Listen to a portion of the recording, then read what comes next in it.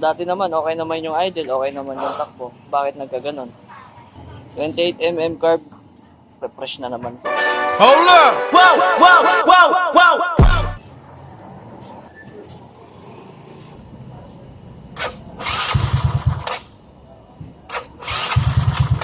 Sagad na yung minor pero wala pa ring minor.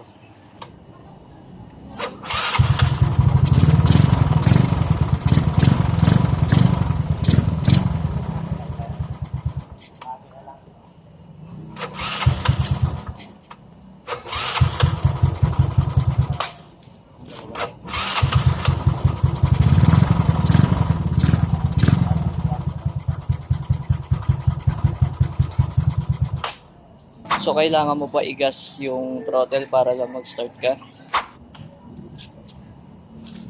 So baka sa video na to, ito ang sagot.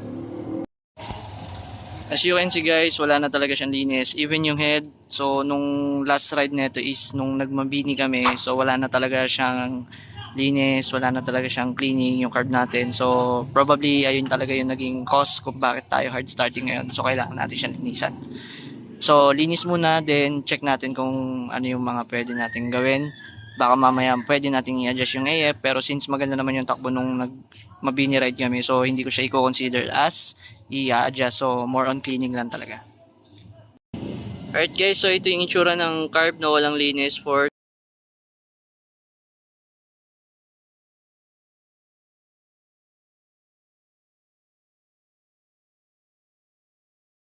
2 months. Ayan, ayan yung itsura niya.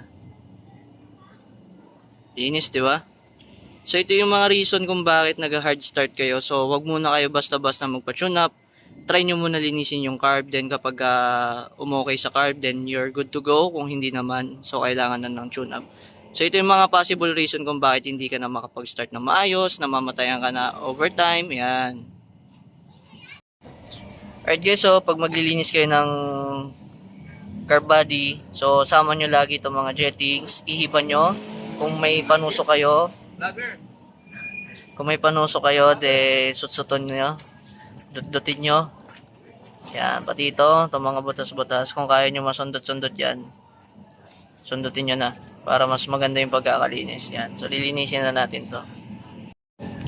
Alright guys, so natapos na natin linisin yung carburetor body, so malinis na siya. Ayan. Gumagawa ng ka-riders. Yan. Ano pre? Gumagawa ng ka-riders dapat. Galing.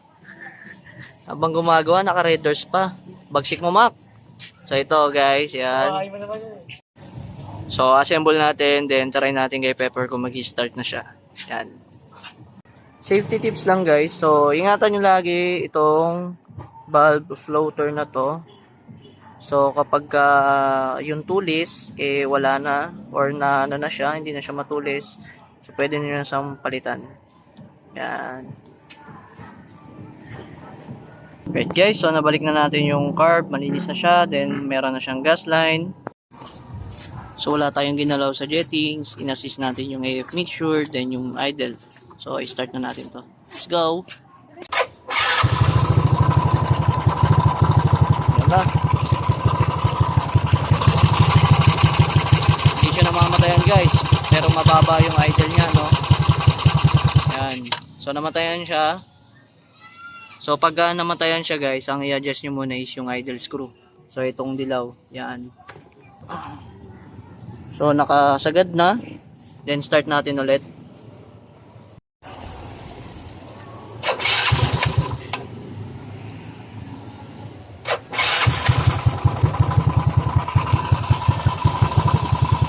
Yan, so na-start na natin. So antayin muna natin siya, no?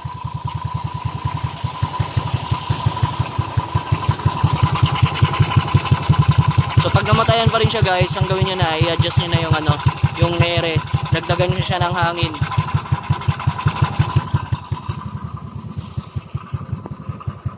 Pero since okay na yung idle niya, so hindi ko muna siya gagalawin guys. So i-monitor ko muna siya. So namatayan na ako guys, so dadagdagan ko na siya ng sa AF mixture, so magdadagdag lang ako ng konting air.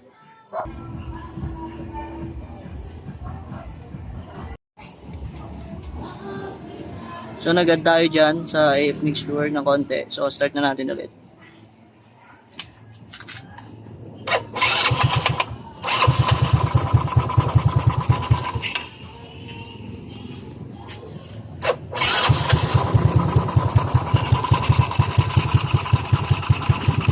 Ayan yung idle nya. Medyo mababa. So, pwede nyo tataasan yan guys, depende sa ano nyo, reference nyo. So sa akin, medyo ayos na to. Ganyan kababa. Para kapag nasa high RPM tayo, tapos nagbaba tayo ng throttle, mabilis siyang bumaba. So guys, kung naka-DIO cable kayo, pwede nyo tong i-adjust, tong portion na to, para magtaas yung idle nyo. Right guys, so nagdagdag ako ng air, konti lang. So start tayo.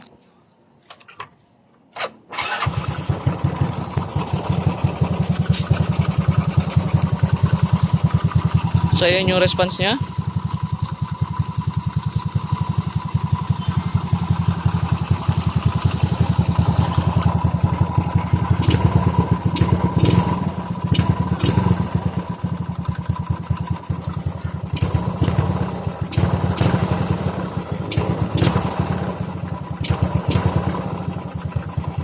So, hindi na siya namamatayan.